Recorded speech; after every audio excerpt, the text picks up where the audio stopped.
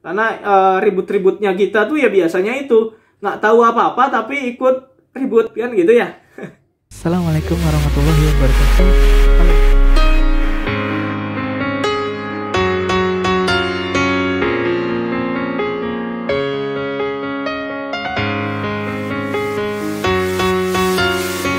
Kemudian Rifan menyikapi penyimpangan terhadap Undang-Undang Dasar dan Pancasila.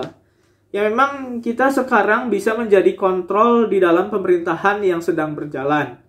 Apalagi dengan adanya media sosial ya.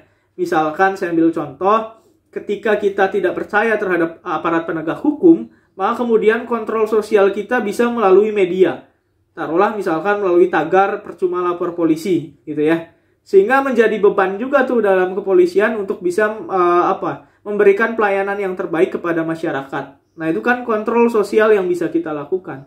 Termasuk juga ke dalam pemerintahan nantinya.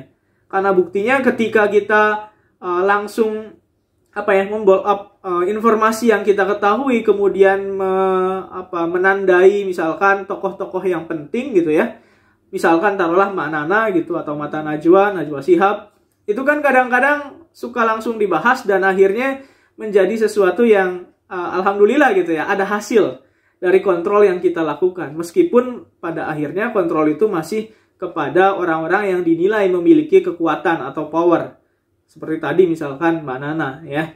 Nah itu bagian dari hal yang sebenarnya bisa kita lakukan. Kemudian apakah orang sipil tidak bisa? Seperti kita orang biasa gitu ya, nggak terkenal, nggak punya power, nggak punya keluarga yang besar misalkan ya, bisa. Karena kasus kemarin misalkan ya memang kalian mungkin sudah mengetahui bahwa harus diviralkan dulu misalkan ya.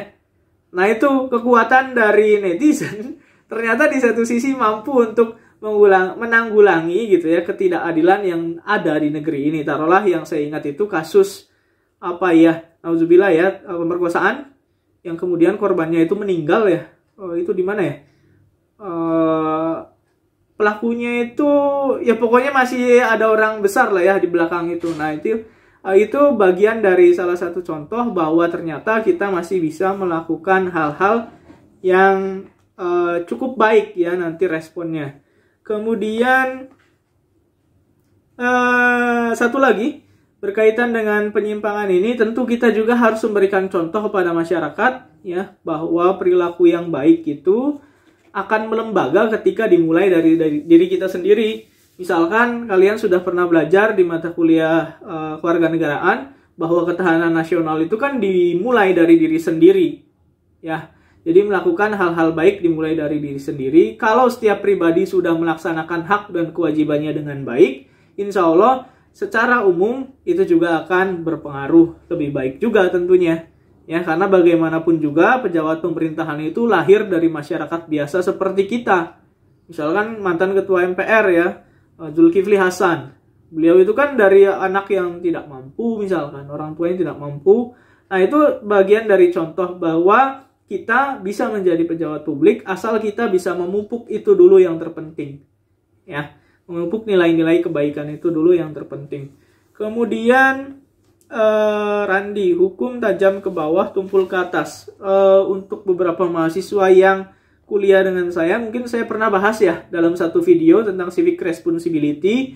Mungkin kalian nanti untuk lebih jelas bisa lihat ke YouTube saya, Ridwan Hasim. Lihat civic responsibility, di situ saya pernah membahas tentang hukum tumpul ke atas, tajam ke bawah. Ya. Tetapi intinya sekali lagi memang di dalam Pancasila, dari semua sila yang belum atau sangat sulit untuk ditegakkan adalah sila kelima. Memang benar, keadilan sosial masih sangat sulit untuk dirasakan. Banyak kasusnya, bukan hanya tadi yang dicontohkan oleh Randi, tetapi yang lain pun ada. Nah, terhadap hal ini kita tentu tidak boleh pesimis. Karena pada faktanya juga, kita tidak bisa menampikkan ya segala sesuatu yang sudah dilakukan pemerintah dalam upaya penegakan hukum yang lebih berkeadilan. Karena upaya itu ternyata terus dilakukan juga oleh pemerintah. Jadi di satu sisi kita mengiyakan memang ada, tetapi di satu sisi kita tidak bisa menghilangkan peran yang sudah diemban atau dijalankan oleh pemerintahan kita. Taruhlah misalkan kalau kita berbicara tentang tes CPNS sekarang, ya ada Mutia, Anissa Susanti pesertanya. Ya sekarang kan menggunakan sistem CAT, komputer asis CAT ada yang tahu? Pokoknya pakai komputer yang hasilnya bisa langsung keluar kan. Nah itu kan salah satu upaya bahwa pemerintah sudah mulai ya. Karena salah satu hal yang menghambat penegakan hukum tidak berkeadilan kan sumber daya manusianya, penegak hukumnya.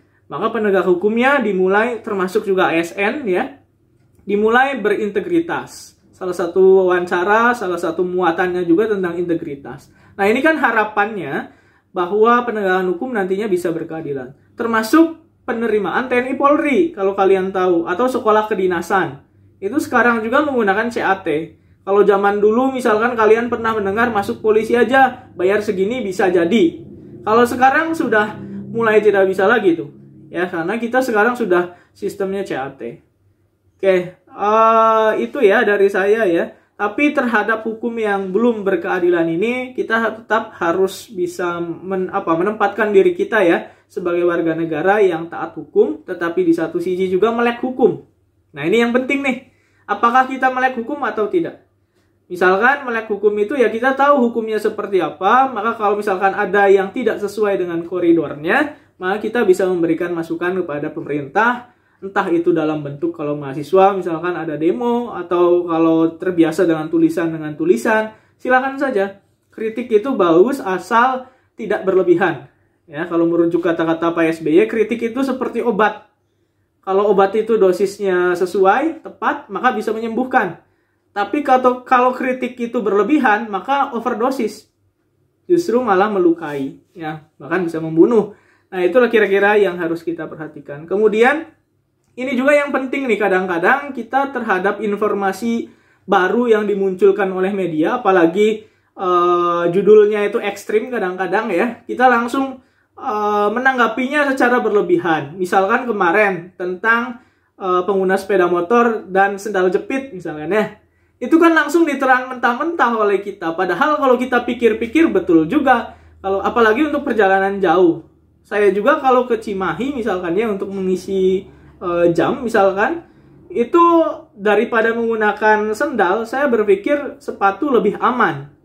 Ya meskipun jaraknya hanya 10-20 kilo misalkan. Ya kalau kita berbicara tentang menanggapi sesuatu dengan positif, maka hasilnya pun akan positif. Tetapi sekali lagi yang terpenting adalah kita mengetahui dulu sebenarnya inti dari berita itu apa. Apakah diwajibkan menggunakan sepatu atau tidak?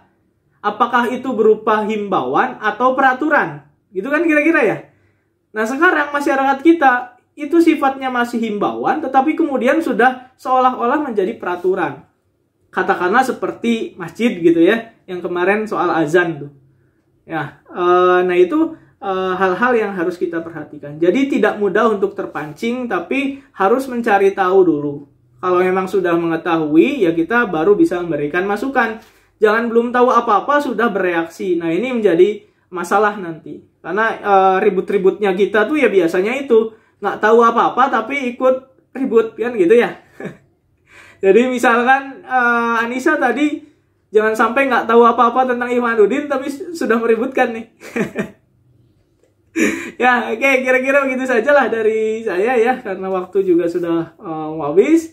Oke, saya akhiri. Mohon maaf atas segala kurangannya. Akhir kata, wassalamualaikum warahmatullahi wabarakatuh. Saya kembalikan ke Miftah, silakan.